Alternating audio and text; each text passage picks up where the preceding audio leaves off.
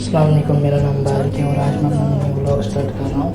तो मैं कल शाम को घर आया था, तो आज मैं निकला सुबह सुबह वापस ड्यूटी और मैंने सुबह सुबह ईयरबड्स लगाए पड़े क्योंकि मेरे ईयरबड्स परसों ख़राब ही हुए। तो चलिए जी, सुबह सुबह निकल गया मैं घर से और आप देखिए ये बाहर का व्यू कितने अच्छे से आ रहा है। इसके साथ ही मुझे पांपोर से डलगेट बस में जाना पड़ा। तो चलिए जी, बस वाले ने मुझे यहाँ तो छोड़ दिया, लेकिन यहाँ से मुझे पैदल ही जाना पड़ा डल लेक तक। तो जी पहुँच गए मैं डल लेक और आप देखिए कि डल लेक का व्यू कितने अच्छे से आ रहा है। और मैं यहाँ से निकल गया रेस्टोरेंट और मेरी बदकिस्मती की वजह से मुझे वापस यहाँ से बैक सीट मिल गई।